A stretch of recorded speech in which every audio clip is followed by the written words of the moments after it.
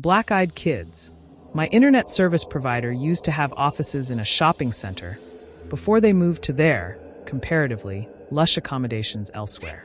There was a drop box at that original location. The monthly bill was due, so there I went, compelled by the grace of the net. It was about 9:30 p.m. when I left. From my relatively isolated apartment, it's about a 10 to 15-minute drive to downtown. Abilene has a population of about 110,000. Right next to Camelot Communications' old location was a $1.50 movie theater. At the time, the place was featuring the masterwork of modern film, Mortal Kombat. I drove by the theater on the way into the shopping center and pulled into an empty parking space. Using the glow of the marquee to write out my check, I was startled by a knock on the driver's side window of my car. I looked over and saw two children standing by the street. I need to describe them, though I'll omit the one feature, you can guess what it was, that I didn't realize until about halfway through the conversation. Both appeared to be in that semi-mystical stage of life where you can't exactly tell their age. Both were boys, and my initial impression was that they were somewhere between 10 and 14 years old. Boy number 1 was the spokesman. Boy number 2 didn't speak during the entire conversation, at least not in words.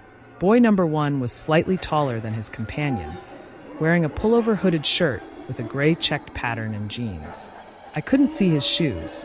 His skin was olive-colored, and he had curly, medium-length brown hair. He exuded an air of quiet confidence.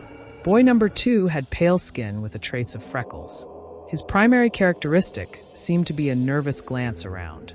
He was dressed similarly to his companion, but his pullover was light green, and his hair was a sort of pale orange. They didn't appear to be related, at least not directly. Oh great, I thought. They're gonna hit me up for money. And then the air changed. I've explained this before, but for the benefit of any new lurkers out there, right before I experience something strange, there's a shift in perception that I describe in the above manner. It's basically enough time to know it's too late. So there I was, filling out a check in my car, which was still running, and suddenly panicking over the appearance of two little boys. I was confused, but an overwhelming sense of fear and unease rushed in nonetheless.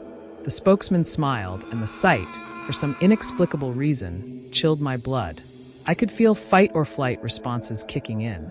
Something I knew instinctively was not right, but I didn't know what it could possibly be. I rolled down the window very slightly and asked, "Yes."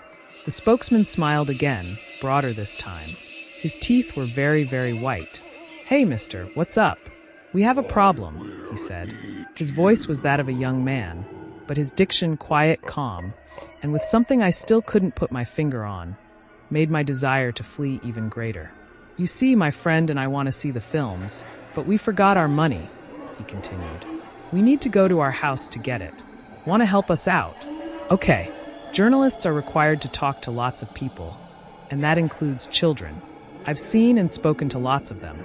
Here's how that usually goes. And mister, can I see that camera? I won't break it or anything. I promise. My dad has a camera, and he lets me hold it sometimes, I guess, and I took a picture of my dog. It wasn't very good, because I got my finger in the way, and add in some feet shuffling and her body swaying, and you've got a typical kid talking to a stranger. In short, they're usually apologetic. People generally teach children that when they talk to adults, they're usually bothering them for one reason or another, and should at least be polite. This kid was in no way fitting the mold. His command of language was incredible, and he showed no signs of fear. He spoke as if my help was a foregone conclusion. When he grinned, it was as if he was trying to say, "I know something, and you're not going to like it, but the only way you're going to find out what it is will be to do what I say." Well, was the best reply I could offer. Now here's where it starts to get strange. The quiet companion looked at the spokesman with a mixture of confusion and guilt on his face. He seemed in some ways shocked, not by his friend's brusque manner, but by the fact that I didn't just immediately open the door. He eyed me nervously. The spokesman seemed a bit perturbed, too. I was still registering something wrong with both. "Come on, mister," the spokesman said again, smooth as silk. "Car salesmen could learn something from this kid. We just want to go to our house, and we're just two little boys." That really scared me. Something in the tone and diction again set off alarm bells. My mind was frantically trying to process what it was perceiving about the two figures that was wrong. Was all I could manage. I felt myself digging my fingernails into the steering wheel. What movie were you going to see? I asked finally. Mortal Kombat, of course, the spokesman said. The silent one nodded in affirmation, standing a few paces behind. Oh, I said. I stole a quick glance at the marquee and at the clock in my car. Mortal Kombat had been playing for an hour, the last showing of the evening. The silent one looked increasingly nervous. I think he saw my glances and suspected that I might be detecting something wasn't above board. Small? Mystère. Let us in. We can't get in your car until you do, you know, the spokesman said soothingly. Just let us in, and we'll be gone before you know it. We'll go to our mother's house. We locked eyes. To my horror, I realized my hand had strayed toward the door lock, which was engaged, and was in the process of unlocking it. I pulled it away, probably a bit too violently, but it did force me to look away from the children. I turned back. I offered weakly, and then my mind snapped into sharp focus. For the first time, I noticed their eyes. They were coal black. No pupil. No iris. Just two staring orbs reflecting the red and white light of the marquee. At that point, I know my expression betrayed me. The silent one had a look of horror on his face, a combination that seemed to indicate, the impossible had just happened, and B, we've been found out. The spokesman, on the other hand, wore a mask of anger. His eyes glittered brightly in the half-light. Come on, mister, he said. We won't hurt you.